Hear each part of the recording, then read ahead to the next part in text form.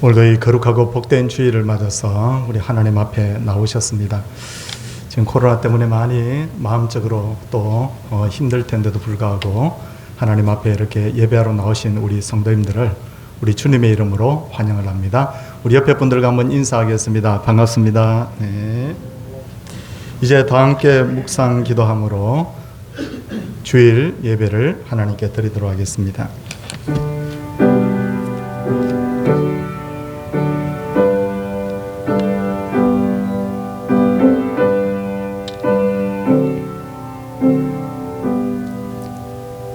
하나님이여, 사슴이 시냇물을 찾기에 갈급한같이 내 영혼이 주를 찾기에 갈급하니이다.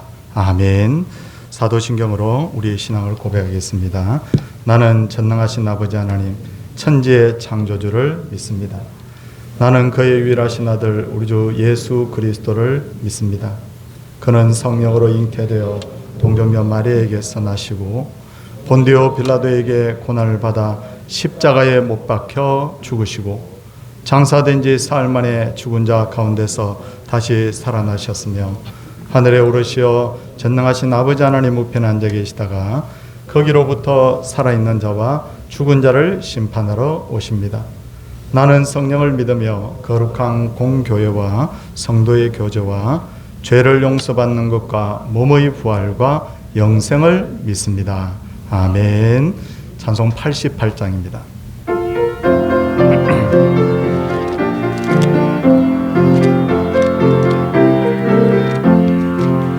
내 진정 사모하는 친구가 되시는 구주 예수님 아름다워라.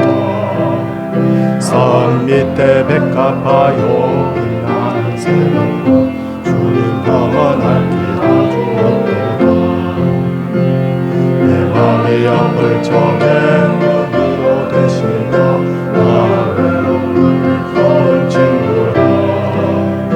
주는 저 산 밑에 백합 빛나는 새벽과 이 땅 위에 비길 것이 없어도 내 맘의 모든 영광 이 세상 보라도 주님 항상 같이 하여 주시고 시험을 당할 때에 악마의 계교로 적시 물리치사 나를 지키네. 온 세상 날 버려도 주 예수 안 버려 끝까지 나를 돌아보시니 주는 저 산 밑에 백합 빛나는 새벽과 이 땅 위에 비길 곳이 없도다. 내 맘을 다하였어 주님 길이 나를 사랑하리니 물불이 두렵지 않고 찬양 먹어봐도 주는 높은 산성 내 맘 되시라. 내 영혼 먹이시는 그 은혜 누리고 나중에 주를 뵙기 원하네. 주는 저 산 밑에 백합 빛나는 새벽과 이 땅 위에 비길 것이 없도다.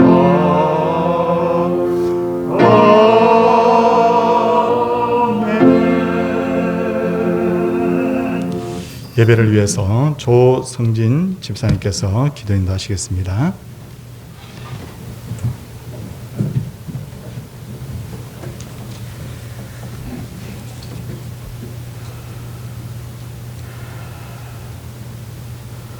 낮에는 구름 기둥으로 밤에는 불 기둥으로 이스라엘 백성들을 낮과 밤으로 지켜주셨던 하나님 아버지, 죄 많은 저희들을 택하여 주시고 지금까지 저희들을 지켜주시고 인도하여 주신 주님의 은혜에 감사드립니다.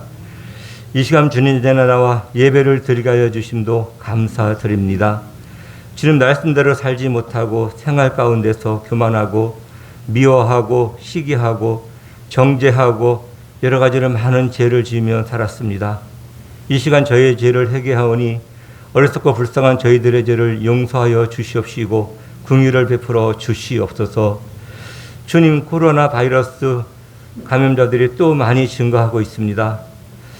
이럴 때 저희들을 주님 붙들어 주시고 더욱더 믿음 잃지 않게 하여 주시고 주님께서 항상 저희들을 지켜주시어서 이 코로나 바이러스에서 저희가 승리할 수 있도록, 이길 수 있도록 저희를 붙들어 주시고 인도하여 주시옵소서.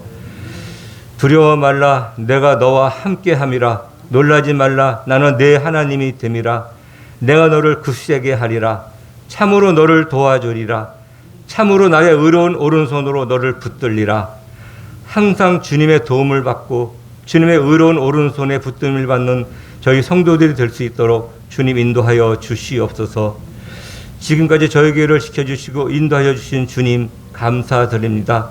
저희 교회가 주님께서 맡겨주신 사명 잘 감당하는 교회가 되게 하여 주시옵시고 당에서부터 모든 성도들 유치부, 영화부까지 우리 하나님 붙들어 주셔서 저희가 믿음 잃지 않고 늘 승리하고 맡은 스님 다할 수 있도록 주님 저희들을 붙들어 주시고 인도하여 주시옵소서.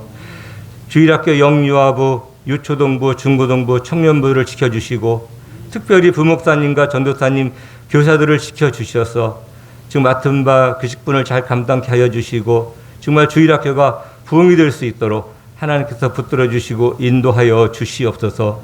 교회의 모든 예배와 모임이 회복되어서 정말 주님을 기쁘게 찬양하고 정말 성도가 교제를 나눌 수 있는 귀한 시간이 속히 올 수 있도록 주님 붙들어 주시고 인도하여 주시옵소서. 무더위와 장마에 성도들의 건강을 지켜주시고 성도들 가정에 경제적인 어려움과 근심 걱정이 없게 하여 주시옵소서. 성도들의 직장과 모든 생업에 주님께서 함께 하여 주셔서 모든 것이 평탄케 하여 주시고 모든 것이 잘되게 하는 은혜를 베풀어 주시옵소서. 마음의 힘든 고통과 몸의 질병으로 앞에 고생하시는 분들을 주님께서 치료하여 주시고 위로와 평강을 주시옵소서. 순철 목사님에게 영가육의 강건함을 주시고 가정의 평안함을 주시고 자녀에게 큰 복을 나리어 주시옵소서. 말씀을 전하실 때 성령께서 지켜주시고 말씀을 듣는 저희에게 큰 은혜 베풀어 주시옵소서. 정윤서 지휘자가 찬양을 드릴 때에 주님 기뻐 받아 주시옵시고 수고하는 지휘자와 반주자를 주님 지켜주시고 가정의 평안함과 범사의 형통함의 복을 나리워 주시옵소서. 이 예배를 주님 받아 주시옵소서. 예수님의 이름으로 기도드렸습니다. 아멘.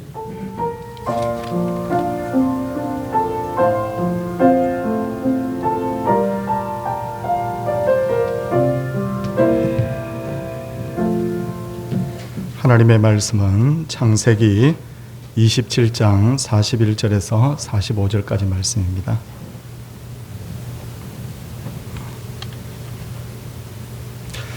그의 아버지가 야곱에게 축복한 그 축복으로 말미암아 에스가 야곱을 미워하여 심중에 이르기를 아버지를 곡할 때가 가까웠은즉 내가 내 아우 야곱을 죽이리라 하였더니 맏아들 에스의 이 말이 리브가에게 들리매 이에 사람을 보내어 작은 아들 야곱을 불러 그에게 이르되 내 형 에스가 너를 죽여 그 한을 풀려하니 내 아들아 내 말을 따라 일어나 하란으로 가서 내 오라버니 라반에게로 피신하여 내 형의 노가 풀리기까지 몇 날 동안 그와 함께 거주하라.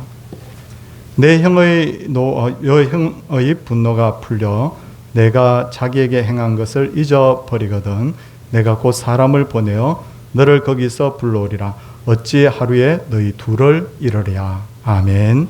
정인서 우리 집사님 하나님께 특송 올려드리도록 하겠습니다.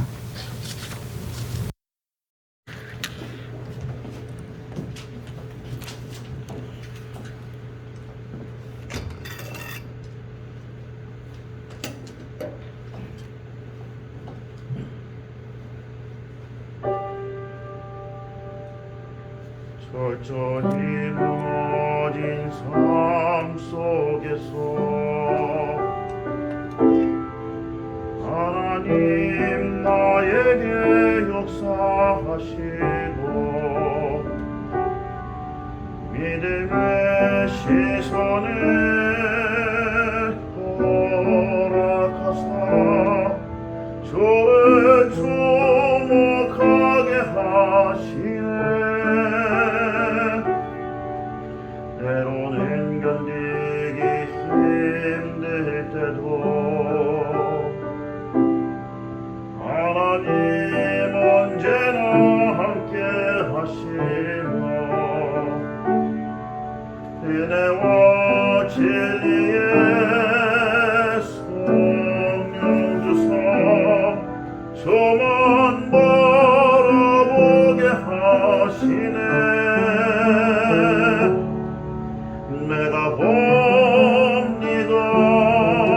영원한 초를 봅니다.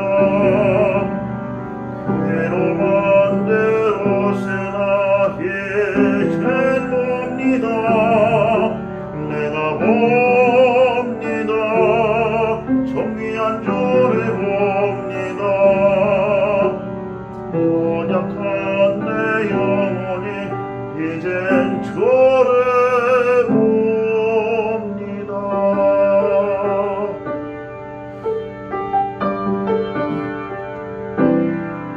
철저히 무너진 삶 속에서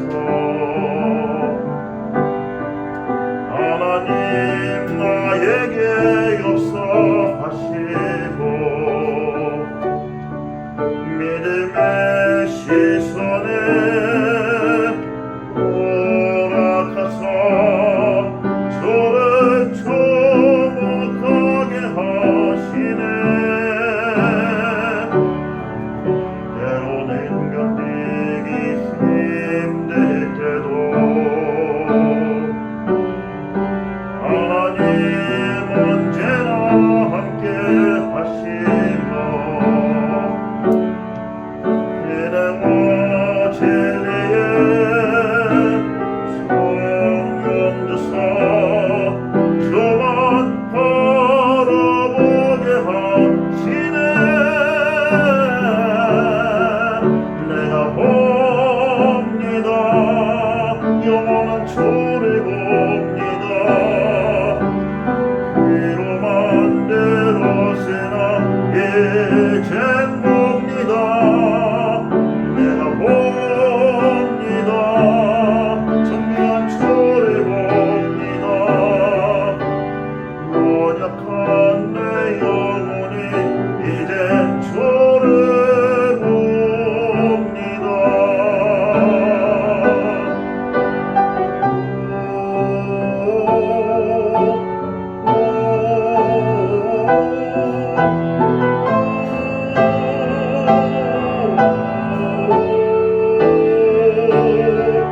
은혜와 진리의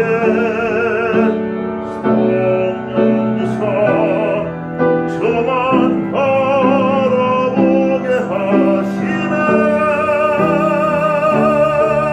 내가 봅니다. 영원한 주를 봅니다. 기로만 대로세나 이젠 봅니다. 봅니다. 정기한 주를 봅니다. 연약한 내 영혼이 이젠 주를 봅니다. 연약한 내 영혼이 이젠 주를 봅니다.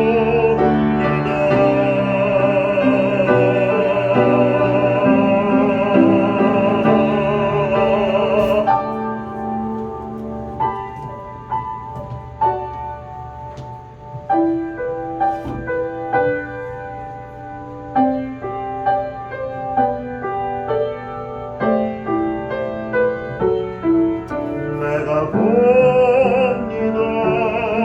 정의한 주를 봅니다. 연약한 내 영혼이 이젠 주를 봅니다.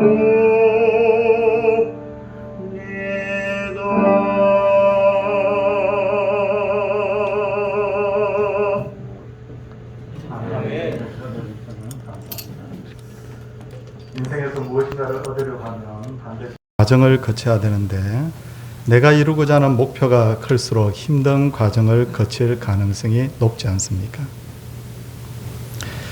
가령 대학을 들어갈 때도 참 우리가 소위 말하는 스카이, 정말 좋은 대학을 들어가려고 하면 남다른 노력을 해야 되고, 직장도 많은 이들이 선호한 것에 들어가려고 하면 그만큼 땀을 흘려야 됩니다.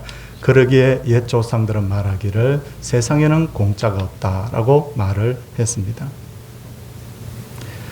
그런 의미에서 신앙생활에서도 고난을 견디고 목표를 이루려면 어떻게 해야 되는가, 오늘 여기에 대해서 몇 가지를 말씀을 드리려고 하는데, 제일 먼저는 신앙생활에 있어서 고난을 견디고 목표를 이루려면 미래를 볼 줄 알아야 돼요. 미래를 볼 줄 알아야 된다는 거예요.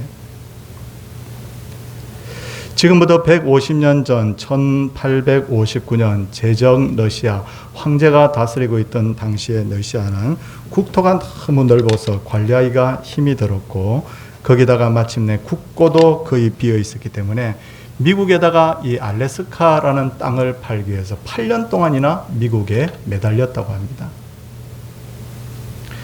그래서 결국 1867년 3월 720만 달러, 우리 돈으로 80억 원을 받고 한반도의 7배, 남한의 약 15배가 되는 알래스카를 미국에게 팔게 되는데 어떤 면에서 러시아의 입장도 이해가 되죠. 관리가 되지 않죠. 경제적으로 어려운데 얼음으로 덮인 이 땅이 무슨 소용이 있겠습니까? 그러나 얼마 지나지 않아 이 러시아는 땅을 치면서 후회하게 됩니다.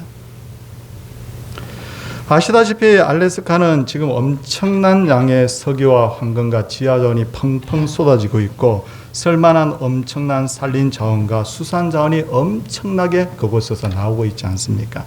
이제는 미국이 러시아에게 준 땅에 1000배, 만배를 준다 하더라도 그 땅을 살 수 없는 처지가 되어버린 거예요. 만약에 이 러시아가 이 오늘의 이 미래를 볼 줄 알았더라면 과연 어렵다고 해서 그 알래스카를 미국에게 넘겨주었을까? 넘겨주지 않았겠죠. 믿음의 조상들은 모두 하나님이 주실 복을 바라보면서 인내하는 사람들이었다는 공통점을 가지고 있어요. 오늘 성경에 등장하는 야곱이라는 사람은 하나님이 주시는 장자의 명분을 얻기 위해서 20년간 죽을 고생을 마다하지 않았고, 요셉은 하나님이 주신 꿈이 이루어지기를 위해서 고난 속에서도 13년을 기다렸고, 모세는 광야에서 40년의 인내의 시간을 보내고, 다윗도 약 10년의 인내의 시간을 보내고 마침내 큰 복을 받게 되는 것이 바로 성경에 기록이 되어 있지 않습니까? 이들이 인내함으로 고난을 이겨낼 수 있었던 건 뭐냐? 야, 나는 고난받아도 좋아. 그런 사람 하나도 없어요. 그런데도 이들이 달게 이 고난을 이겨냈던 것은 하나님의 약속의 말씀을 믿고 따라가면 반드시 복을 받는다는 것이 그들이 믿었기 때문이죠. 그런 의미에서 우리는 왜 이 코로나 전염병이 유행하고 있는 가운데서도 왜 이 교회에 나와서 지금 이렇게 예배하는데 힘을 쓰고 있는 걸까요? 그것은 하나님이 주실 복된 미래를 바라보고 있기 때문이에요. 성경은 이렇게 말합니다. 하나님께서는 하나님이 계신 것과 또한 그가 자기를 찾는 자들에게 상 주시는 이심을 바로 이시는 분이라고. 그래서 우리는 이 사실을 믿기 때문에 오늘도 이렇게 어려운 환경 속에서 이 자리에 나와서 예배하고 있는 것 아닙니까?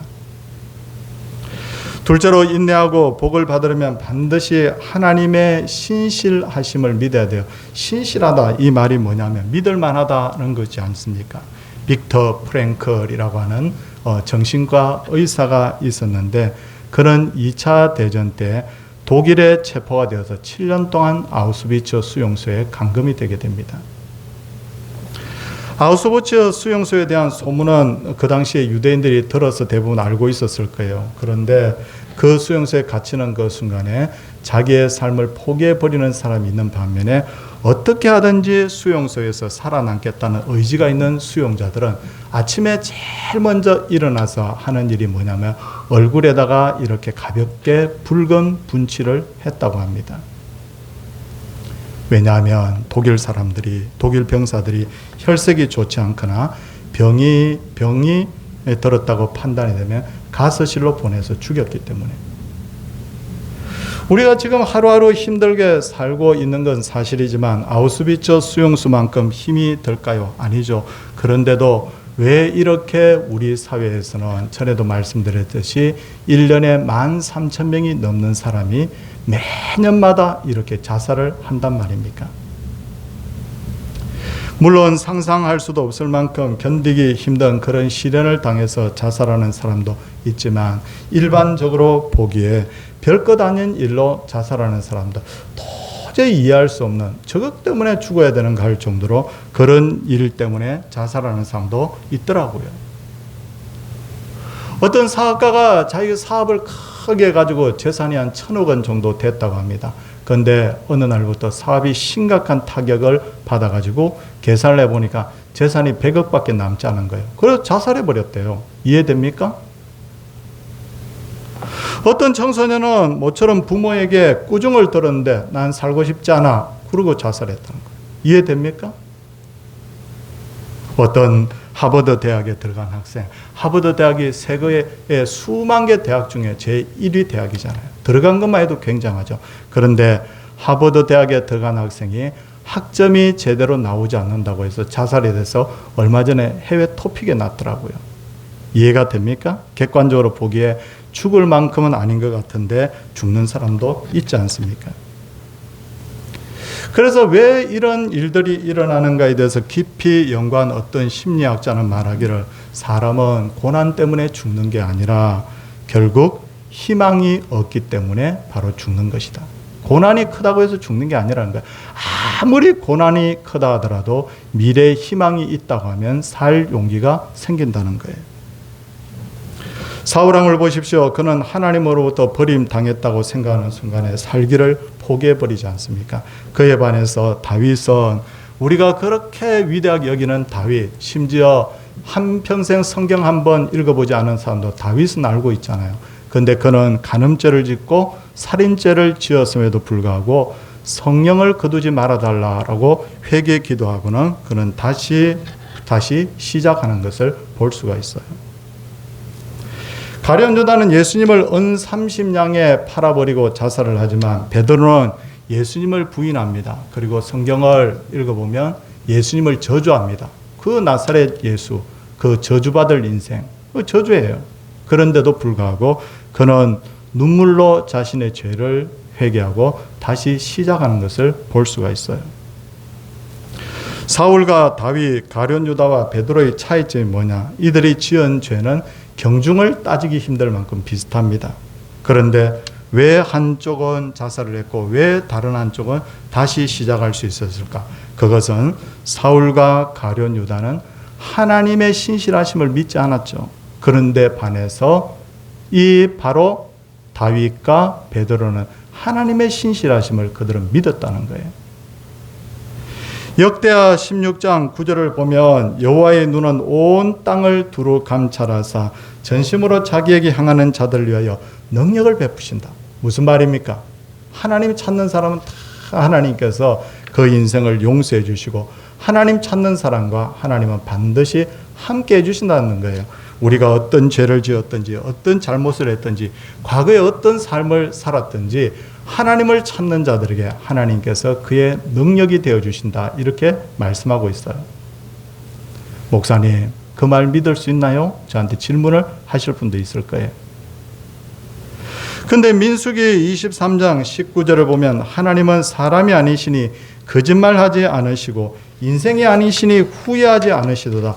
어찌 그 말씀하신 바를 행하지 않으시며 하신 말씀을 실행하지 않으시랴. 하나님은 절대로 거짓말하지 않는 분이라는 거예요.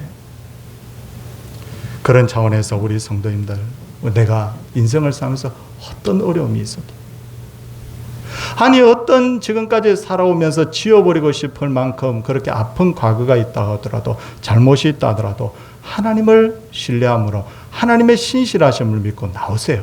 그러면 하나님께서 우리의 인생을 다시 회복시켜 주신다고 성경이 우리에게 말씀을 하고 있습니다. 셋째로 고난을 이기고 진정으로 가치 있는 것을 얻기 위해서는 반드시 우리가 헌신하고 희생해야 돼요. 헌신하고 희생해야 된다. 야곱은 장자의 축복을 받기 위해서 아버지와 형을 결국 속이지 않습니까? 그런데 어떤 분들은 말하기를 우리도 야곱처럼 복을 받기 위해서 수단과 방법을 가리지 않아도 된다라고 말하는데 저는 이 생각은 진짜 위험한 생각이라고 생각합니다. 아버지와 형을 속이고 장자의 축복을 받은 것은 도덕적으로 잘못된 행동이고 우리도 그렇게 해서는 안 됩니다. 잘했다고 볼 수가 없어요. 그래서 하나님께서는 야곱이 아버지와 형을 속인 만큼 속임을 당하도록 하지 않습니까? 어떻게 합니까?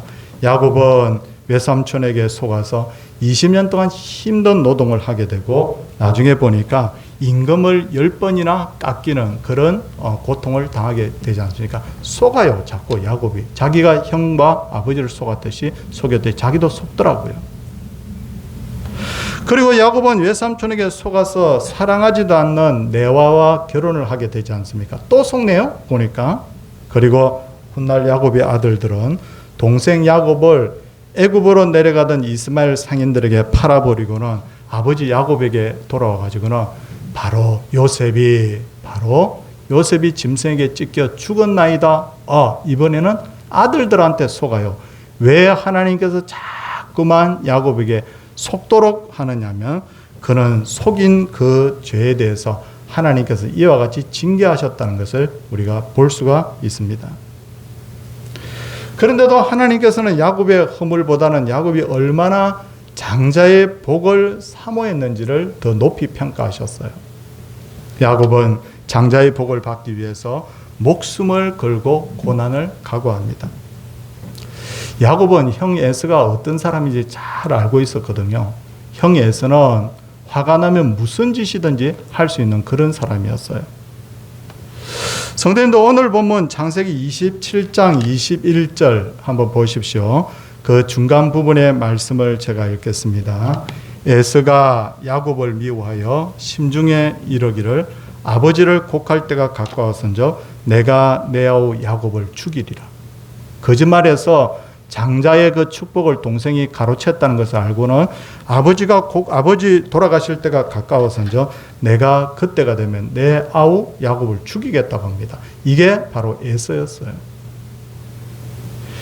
야곱은 형의 장자의 명분을 도둑질하면 형의 손에 의해서 죽을 수도 있다는 것도 알고 있었고 그것을 피해서 어쩌면 도망을 가야 된다는 것도 알 수 있을 텐데도 불구하고 내가 반드시 복 받아야 되겠어. 내가 반드시 장자의 이 복을 받아야 되겠어. 그 열정 하나만으로 자기의 목숨을 담보로 이런 모험을 감행을 했던 것입니다. 그러게 하나님께서 야곱, 엉터리 같은 야곱인데 근데 그 믿음의 열정은 하나 볼만하구나 그렇게 평가하신 거예요. 야곱이 하도 장자의 복을 받으려고 몸부림치니까 성경에 보니까 하나님의 그 탄식이라고 해야 됩니까? 아니면 뭐라고 해야 됩니까? 어쨌든 하나님께서 뭐라고 이렇게 말씀을 하시느냐면 버러지 같은 너 야곱아, 버러지 같은 야곱아, 참 너 인격도 아니고 거짓말만 할 줄 아는 너 야곱아, 그런 뜻이죠. 뭐라고 말합니까? 너희 이스라엘 사람들아 두려워하지 말라. 나 여호와가 말하노니 내가 너를 도울 것이라. 내 구속자는 이스라엘의 거룩한 이인이라. 보니까 형편없는데도 불구하고 얼마나 복받기를 사모했는지 내가 이제부터 너를 도와주겠다고 하나님께서 그렇게 말씀을 하셨어요. 우리의 인생에 있어서 내 마음대로 안 되는 것이 많은데 그 중에 하나가 뭡니까? 나는 형통하기를 원하는데 형통한 게 내 마음대로 안 돼. 어떤 게 마음대로 안 되느냐라고 보니까 어떤 사람들은 내가 진짜 사업을 한번 멋지게 해보고 싶은 이게 내 마음대로 되나요? 안 되는 거예요. 안 돼. 그리고 진짜 내 마음대로 안 되는 것 중에 하나가 뭐냐면 건강 문제가 내 마음대로 안 돼. 건강 문제 진짜 내 마음대로 안 돼. 그렇잖아요. 아프고 싶어 아픈 사람은 10,000명 중에 1억 명 중에 한 사람도 없을 거예요. 그리고 내 마음대로 안 되는 것 있습니다. 자식 문제 내 마음대로 되나요? 아이고 안 되죠. 그래서 저는 날마다 새벽마다 저는 기도합니다. 자녀들 축복해 달라고. 그리고 지금 예기치 않은 전염병 재앙을 우리가 당하고 있는데 이게 내 마음대로 됩니까? 이것도 우리가 원하는 바가 아니지 않습니까? 하지만 고난은 내 마음대로 못해요. 내 인생에 문제가 생기는 건 내 마음대로 안 돼. 그런데 내 마음대로 할 수 있는 게 있어요. 그건 뭐냐면 고난을 어떻게 내가 감당할 것인가. 그건 내 마음대로 할 수 있어요. 어떤 사람은 고난 당하면요 3가지 유형이 있는데 하나는 고난을 부인하거나 피해버리려고 합니다. 몰라 어떻게 되겠지. 근데 두 번째 사람은 어떤 그룹의 사람이 있느냐면 자기 힘으로 해결할 수 있다고 진짜 더 노력하고 더 죽을 힘을 다해서 그렇게 문제를 해결하려고 합니다. 근데 어떻게 됩니까? 인간은 한계가 있기 때문에 언젠가 좌절하게 돼요. 하지만 세 번째 부류의 사람은, 이 진정한 믿음의 사람은 어떤 고난이 와도 소망을 버리지 않고 때를 기다리면서 하루하루 최선을 다합니다.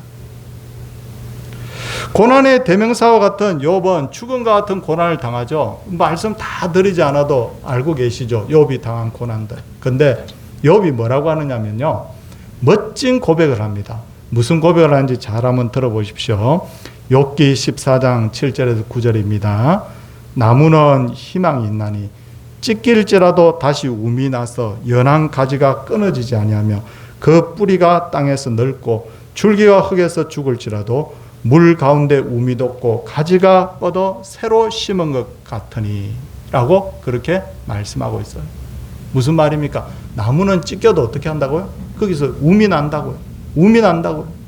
근데 욥이 뭐냐면 자기 재산을 다 그렇게 빼앗기고 그렇게 자식이 10명이나 되는데 하루아침에 사고로 다 죽고 병이 들었는데도 불구하고 나무는 희망이 있나니 찢길지라도 다시 움이 난다. 이야, 얼마나 그 고백이 아름다운 고백인지 몰라요.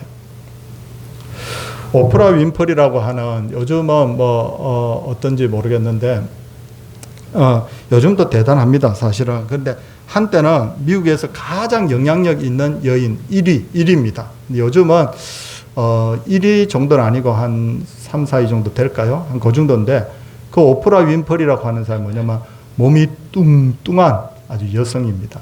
몸이 뚱뚱한 여성이에요. 근데 이 여성은 흑인입니다. 흑인인데 그녀는 어렸을 때 열몇 살 때 한 13살 정도의 성폭행을 당해서 원치 않는 임신까지 합니다. 그뿐만 아니라 놀라운 것은요, 그녀는 바로 아버지 어머니가 자기를 버렸다는 거예요. 세상에 자식을 버리는 부모가 어디 있습니까? 근데 아버지 어머니가 자격이 안 돼요. 버렸어요. 그녀는 할머니 손에 자랐는데, 그 할머니 손에 자랐는데 학교도 제대로 못 갔어요. 근데 그녀는 이렇게 말합니다. 자기는 집에 있으면서 아무도 만나고 싶지 않고 그 힘든 시간을 보내면서 늘 손에서 책이 떠나지 않았다고. 근데 그녀는요, 미국 최고의 토크쇼 진행자가 됐어요. 그녀의 재산이 얼마나 많으냐면, 그녀의 재산이 토크쇼 진행자로서 성공해서 1조 원도 넘어요. 그녀는 자기의 과거에 대해서 이 기자들이 막 파헤칩니다. 이 여인은 10몇 살 때 임신을 했고 뭐 성폭행을 당했고 뭐 어떠고 하니까 이 여인이 뭐라고 고백을 하냐면, 그래서 어쩌라고, 다 지나간 일인데, 그렇게 말했어요. 성도님들, 제가 뭘 말씀드리는지를 잘 한번 기억해 보십시오. 고난이 오는 건 내 마음대로 못하는데 고난에 어떻게 반응하는 것은 내가 결정할 수 있어. 그래서 어쩌라고, 다 흘러간 과거인데. 고난 앞에서 우리는 어떤 태도를 취하고 있나요? 고난이 오면 어떤 사람은 좌절하고 무너집니다. 아니, 고난 속에서 정말 자기를 더 비하하는 사람이 있어요. 근데 어떤 사람은 고난에서 하나님의 뜻을 찾고 의미를 발견하고 다시 힘을 내는 사람도 있잖아요. 지금은 코로나라는 한 번도 경험해보지 않은 어려움을 겪고 있습니다. 참 어려운 시기입니다. 근데 저는 이렇게 생각했어요. 그렇다고 우리가 예배 안 드릴 수 있나요? 아니, 그게 뭐 어떻게 예배를 드리든지, 모여서 예배 드리든지 아니면 영상으로 예배 드리든지 예배 안 드릴 수 있나요? 저는 이렇게 각오했어요. 코로나보다 10배 힘든 일이 있더라도 내가 하나님 안 믿을 사람은 아니야. 믿지? 내 목에 칼이 들어와도. 지금은 견뎌야 될 때예요. 고난은 언제든지 반드시 지나갑니다. 인내하는 사람만이 하나님께 상을 받을 줄을 믿습니다. 넷째로, 야곱이 장자의 명분을 얻기 위해서 모든 것을 희생할 각오를 하자 그의 어머니가 그를 도와주는 것을 볼 수가 있어요. 어머니는 아들 야곱에게 정보를 제공하고 그리고 아버지가 좋아하는 음식을 대신 만들어주고 그리고 이렇게 합니다. 내 아들아 너의 저주는 내게로 돌리라.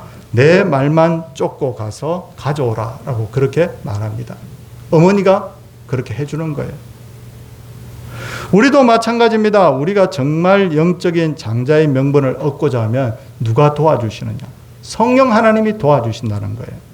성령님은 하나님의 깊은 곳까지 통달하신 분이고 우리 안에 뜻을 두고 행하시는 분이시고 우리가 공경에 빠졌을 때 구원해 주시는 분인데 리브가가 야곱을 도왔듯이 바로 성령께서 우리를 도와주시는 거예요.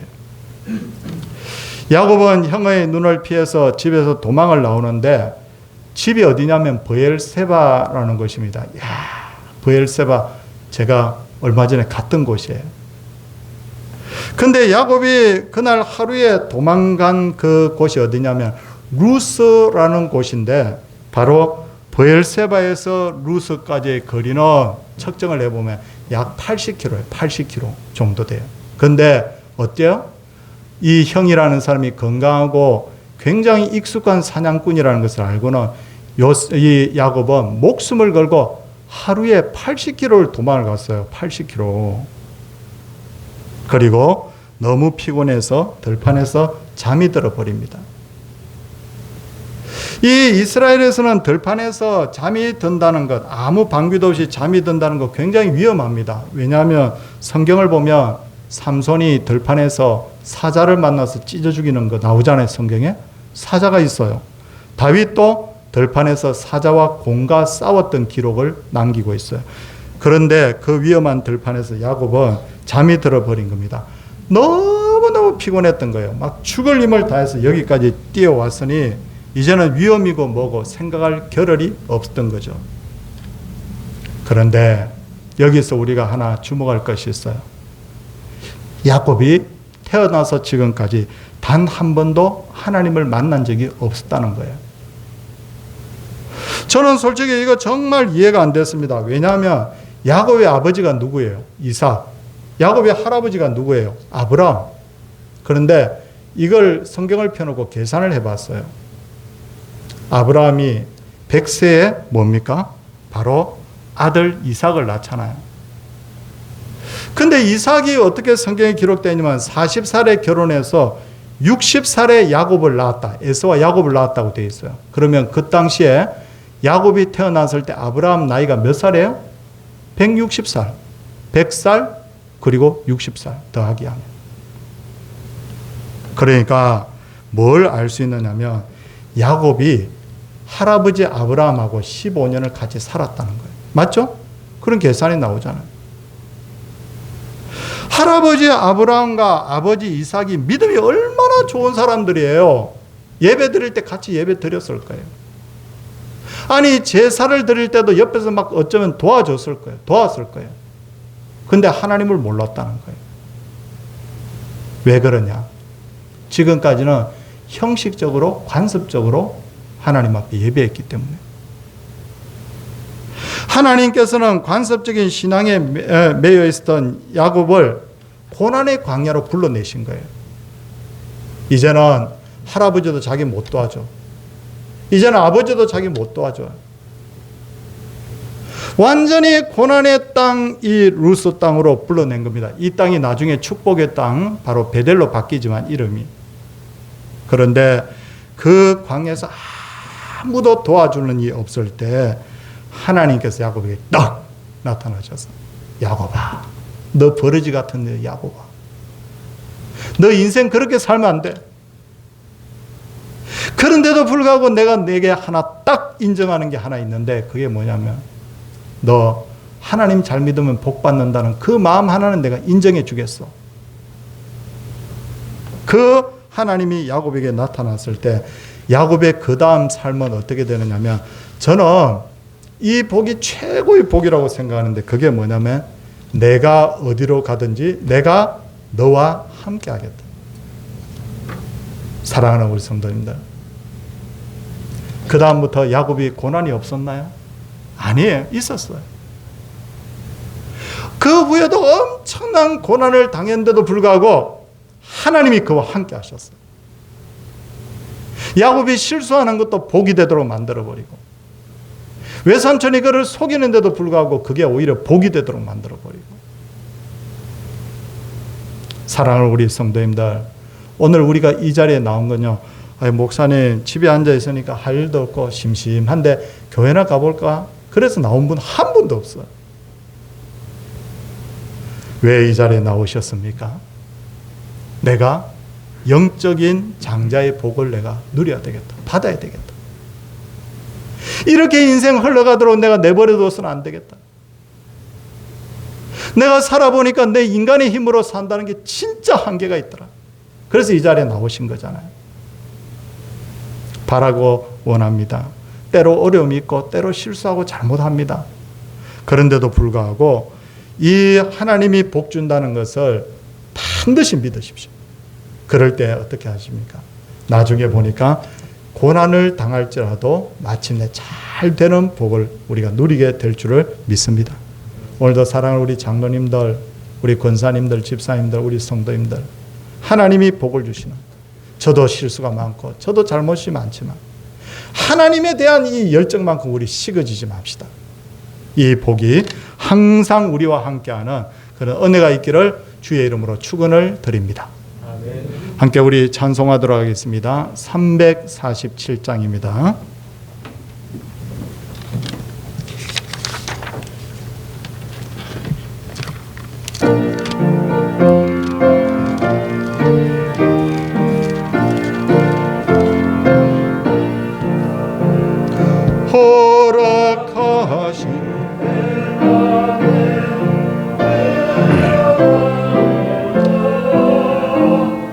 마음의 준비 다하여 힘써 일하세. 여호수아 본받아 앞으로 가세. 우리 거쳐 쏟은 주님 품일세. 시험할 당해도 낙심 말고서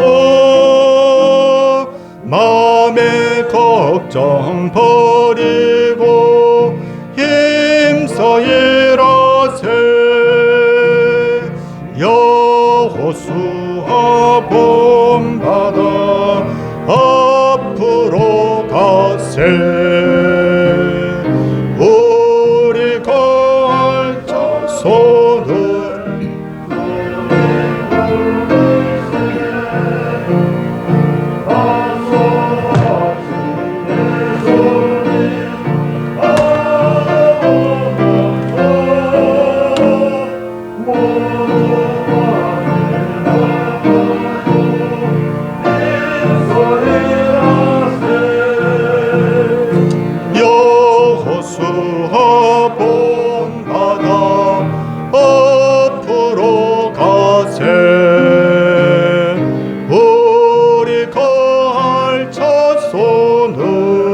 주님 품일세.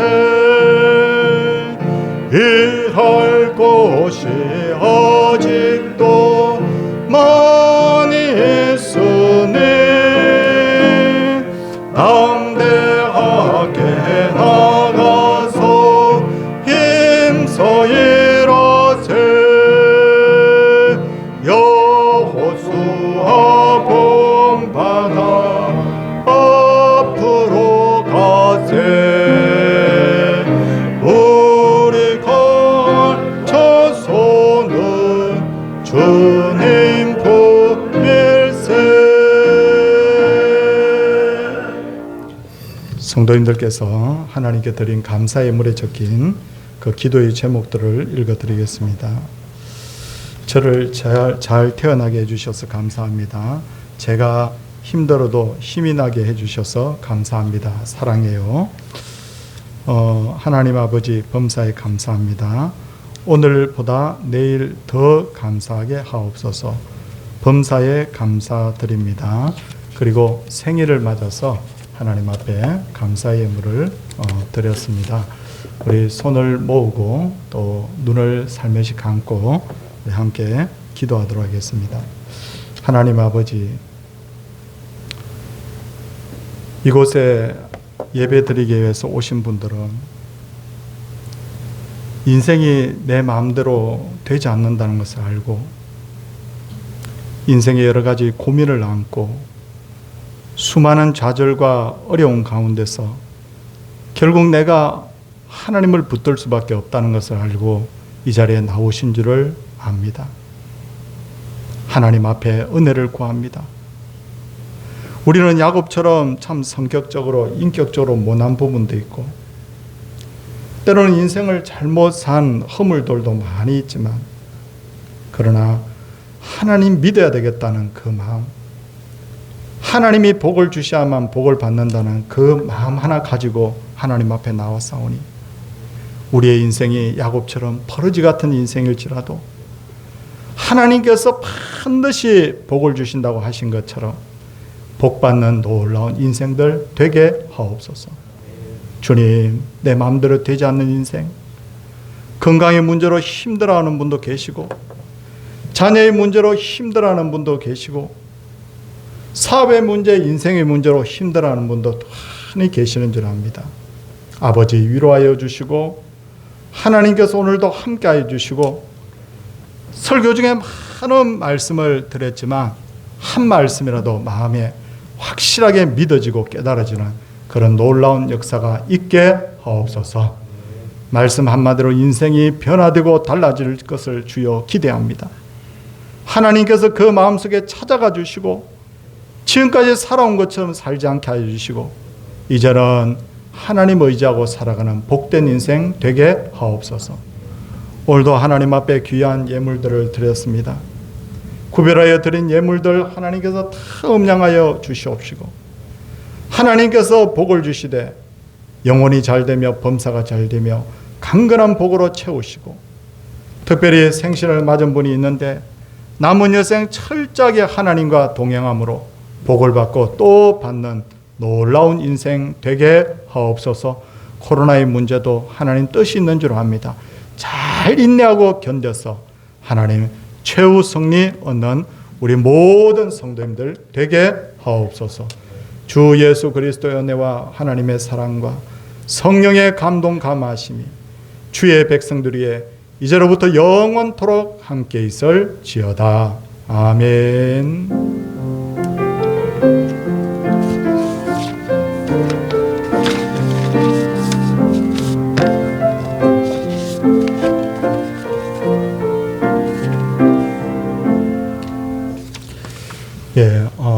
광고를 드리도록 하겠습니다. 사실 우리 성도님들 지금까지 방역 수칙을 참 잘 지켜주셨어요. 그래서 우리 교회가 참 어려움 없이 지난 2년간 잘 이렇게 안전하게 예배를 드렸었는데 코로나 방역 단계가 이제 내일부터 이제 상향 조정이 됩니다. 그래서 정부의 방침대로 우리가 협조를 하고자 합니다. 그래서 다음 주간부터는 비대면으로 예배를 드리는데 일단 비대면 예배를 드리게 되면 예배 필수인은 20명까지 예배를 드릴 수 있다고 하죠. 그래서 자세한 사항은 또 정부에서 주중에 또 연락이 오는 대로 제가 문자로 우리 성도님들께 알려드리겠습니다.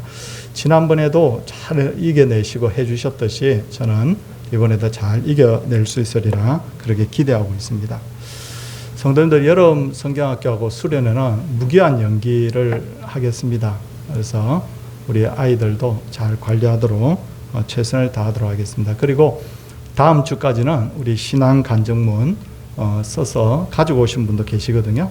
가지고 오십시오. 오셔서 하나님 앞에 이럴 때일수록 신앙 고백을 하나님 앞에 한 번쯤 드리는 것 참 좋으리라 생각됩니다. 설교 중에도 말씀을 드렸지만 저도 약한 인간이고 우리 다 약한 인간이잖아요. 그렇죠? 그래서 제가 특별히 부탁을 드리는 건 뭐냐면 어려움 중에 있는 성도님들이 또 있고 또 병 때문에 어려움 중에 있는 분도 계시잖아요. 잊지 마시고 저는 매일마다 그분들을 위해서 기도하고 있는데 함께 기도해 주세요. 그죠?